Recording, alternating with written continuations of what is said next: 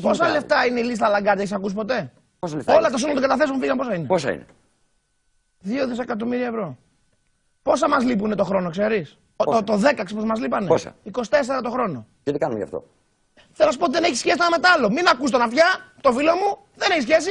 Πράγματι, καλό είναι να πεταχτεί η φοροδιαφυγή, αλλά καλύτερα ένα μικρό κομμάτι αυτού που μας λείπει. Το υπόλοιπο δεν το βρούμε. Δεύτερον, δεν μπορούμε να δανειζόμαστε να παίρνει λεφτά η Μέρκελ με 1% σύμφωνα με το τελευταίο δημοσίευμα της Χατζηνικολάου και να τα δίνει τα λεφτά με 6 με 7. Γιατί μας τα χρώστα για εμάς. Σε ποιον δανείζει αυτά? Σε εμάς. Με 2,5 δανειζόμαστε. Σου ξαναέγραψε και προχθές. Εμείς δανειζόμαστε με 2,5. Διάβαζε στους Πέρσες με 7 δανείζεται η Ισπανία. Δεν σε προβληματίζει, Άδωνη, δεν σε προβληματίζει ότι ο μεγάλος Εσχύλος γράφει για τους Πέρσες. Χαίρομαι που ήρθες, και ενώ να πει για το Μαραθώνα. Θέλω να αναδείξω στον κόσμο τι συμβαίνει. Τι συμβαίνει? Σου είπα κανονικά δάνεια. Και μου λέει τις σημειώσεις. Σου λέω φαραπαλλαγές, μου λες δεν μπορούμε να τις πιάσουμε. Μετά από 2 χρόνια και μου λες. Μου λες φαραπαλλαγές, μου λέμε φόρο φυγάνε, δεν μπορούμε να τις πιάσουμε. Και μου λες, αυτό δεν μου λες. όχι να τους πιάσουμε σου είπα. Αλλά δεν μας λύνει το πρόβλημα. Γιατί είναι ένα μικρό κλάσμα αυτό που μας λείπουν. Τι δεν καταλαβαίνεις. Και όλοι να την πιάσουμε. Όλα. Δηλαδή άμα πεθάνει ο κόσμος όλος, δηλαδή για να σωθεί η Ελλάδα χωρίς Έλληνες, θα είναι σωστό? Ποιος το είπε? Είναι δίκιο? Πεθάνει ο κόσμος.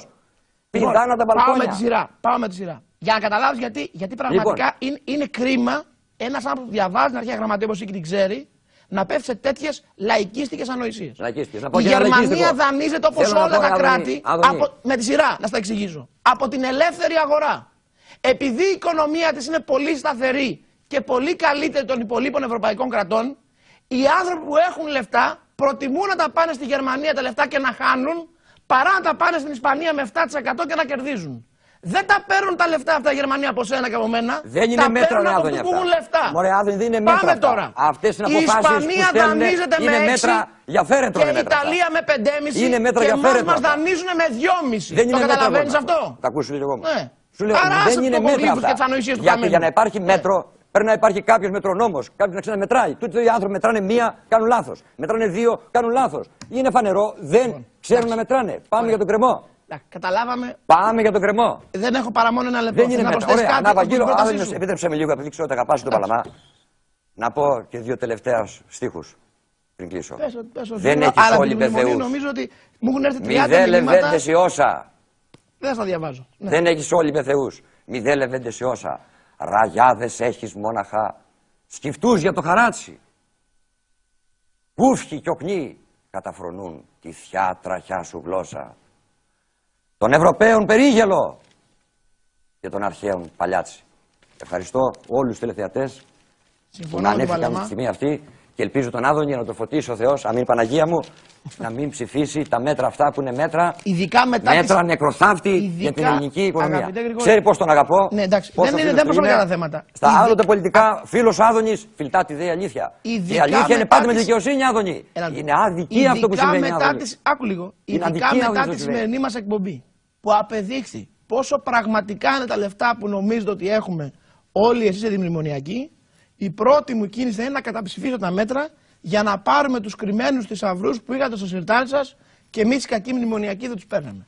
Νομίζω όμως ότι ο καθένας κατάλαβε ότι δυστυχώς για μας άλλος δρόμος δεν υπάρχει. Παρά τα αυτά, δεν υπάρχει ένα μήνυμα. Μόνο στο μυαλό μας. Επειδή μου ήρθε ένα μήνυμα ότι δεν τολμάω να φάω τον Ανδρέα Αθηναίο, θα επιδιώξω και σήμερα σε επόμενη εκπομπή να έχουμε τον καθηγητή τον κύριο Ανδρέα Αθηναίο. Που βοηθάει, η Ελευθό, θα το γεννήσει. Σε ευχαριστώ. Τον ηγέτη, τον στρατηγό που θα άγει το στρατό, Άδωνη, δεν έχει ακόμα γεννηθεί. Σε ευχαριστώ πάρα πολύ. Περιμένουμε λοιπόν τον στρατηγό, στους Έλληνες και στις Ελληνίδες. Ο στρατηγός άγει το στρατό. Δεν είναι τζομπάνιδες. Ο στρατηγός σήμερα. Τούτοι είναι τζομπάνιδες. Κάθονται πίσω. Ο στρατηγός σήμερα στην κρισιμότερη στιγμή της χώρας είναι ο Πρωθυπουργός. Και πρέπει να το στηρίξουμε να κερδίσει η Ελλάδα τη μάχη να μείνει όρθια. Γιατί αλλιώς, αγαπητοί κυρίες και κύριοι, θα πέσουμε σε αυτά και καταλαβαίνετε τι έχουμε να πάθουμε. Λοιπόν, σε ευχαριστώ πάρα πολύ γρήγορα να σε καλά. Πάμε σε μένα, παιδιά. Ευχαριστώ, καλά.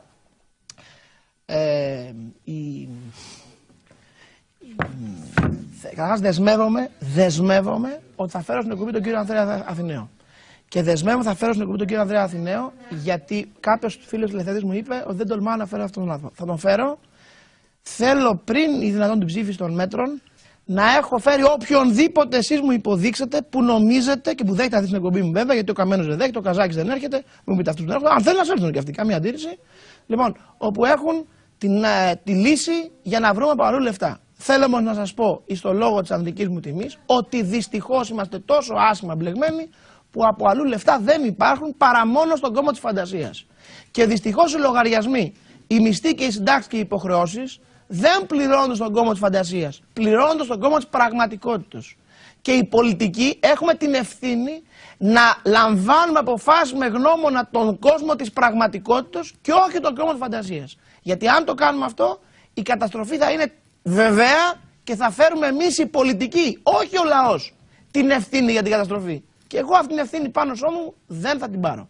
Επίσης, να πω για να κλείσω το κομμάτι της εκπομπής, να πάω στα βιβλία, έχω κάτι τρομερά πακέτα σήμερα, να σας πω ότι όπως πάνε τα πράγματα και με τις γκρίνιες στους εταίρους και με τη δυσκολία του ΠΑΣΟΚ και με τη δυσκολία που έχει μεταξύ της Ευρωπαϊκής Ένωσης και το Διεθνές Νομισματικό Ταμείο και όλα αυτά τα οποία συμβαίνουν, δεν αποκλείεται να μην περάσουν και τα μέτρα από τη Βουλή και τότε θα ζήσετε όλοι εσείς τον αντιμνημονιακό παράδεισο που σας υπόσχονται.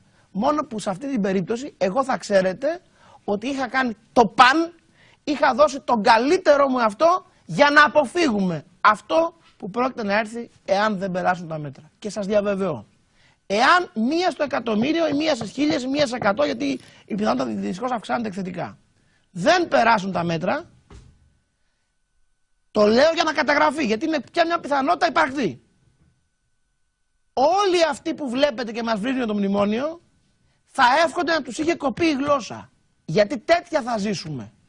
Λοιπόν, και πάω τώρα στα πακέτα της σημερινής εκπομπής, αφού ευχαριστώ τον Γρηγόριο που ήρθα.